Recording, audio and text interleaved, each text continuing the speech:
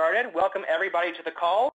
This is Andy at San Francisco in 6 Apart, or in San Francisco at 6 Apart. Thank you so much for joining us today. You are here for the Small Biz webinar series, and our call today is on the 5 elements of professional-looking blog design. So we're going to take you through a lot of different techniques and principles of blog design to really get your blog in shape and get the attention to the right place for the right tone.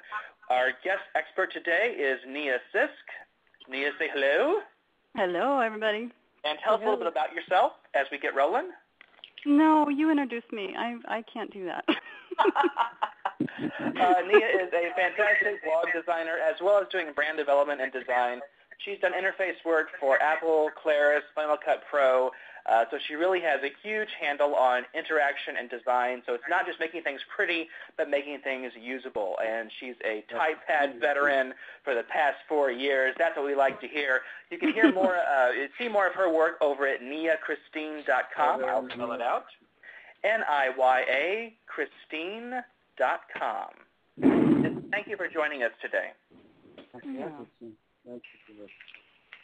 So would you like me to just, For folks that are able to mute your phone, please go ahead and mute out. We're trying to find the mute code for folks right now. To mute your line, please press *6. Thank you, folks. Oh. That sounded like dominoes. That was good. Okay, we've got a person that's on a cell phone. Sir, you need to mute yourself out, please. Thank you. Yeah, don't tell them how to unmute. We'll get that hurdle later on.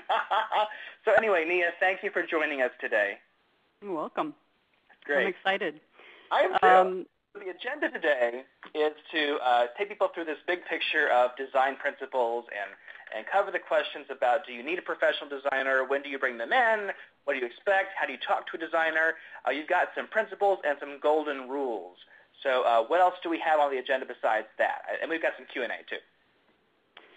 Yeah, and then at the end we're going to talk about some of the qualifications for a designer and kind of what both people need to be looking at and looking for. Awesome. But yeah, and the time is going to be tight on this. I've got quite a few examples coming from different angles of how to be looking at your blog and we'll say / website design, because I'm kind of at times putting them together and at times not. So the questions, and also I might be cut off and also your questions may be cut off, but don't worry, we'll get to as many as we can by the end of it. Yeah, so if folks have to jump off the call, that's completely fine. We are recording this, and the recording will be sent out in a few days. So are you ready to get rolling, Nia? I am. All right, let's jump right in. So we've got 5. Do you want to start with the principles or the big picture first? Well, I'm just going to say just 3 short things about the big picture so that your sort of 3D glasses are on in terms of how I'm taking you through this. What I'm wanting to do is just give people kind of an awareness of some of the design principles that will help you to really be perceived and experienced in terms of your business brand. And right now, typepad has, they're just constantly adding more and more features to their services. So you can have a website that has a blog in it. You can be doing more integration. And as a branding consultant, I highly recommend more integration. So we have a lot of content and a lot of information, especially when it comes to blogging, because it kind of started out as, a very highly communicative. It was kind of like your anchor room, your communications, your TV channel or your magazine. So what's happening now as businesses are integrating their websites into and their blog page, they have to be distinguishing like the different pages and making them almost into a room for each page.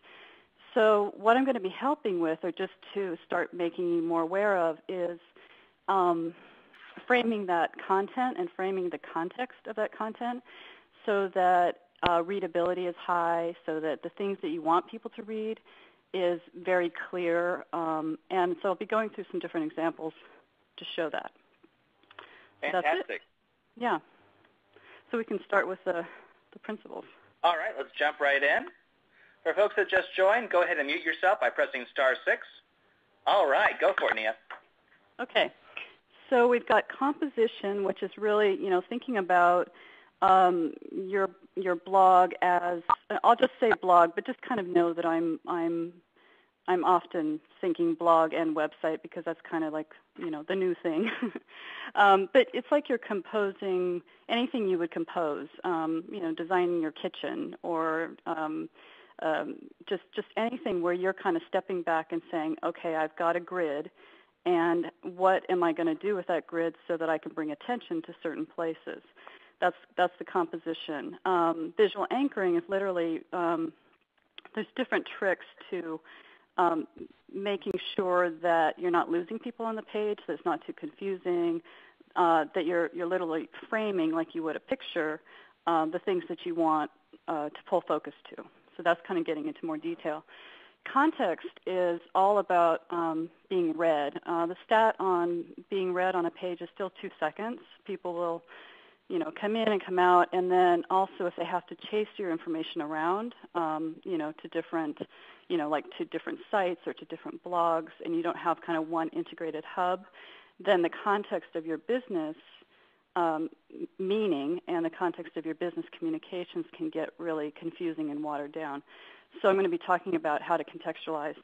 And everything, I'm taking this through the visual filters because everything on the page kind of sets people up for what they can expect. You're telling them what your brand is and what they can expect to learn by being there. Balance and space is all about like header proportion, sizing, and some different rules on that. Drama and staging is just kind of about being bold, and I've got some really good examples on that. Okay. I like how none of these are make it look pretty. No, because there's pretty has to be functional.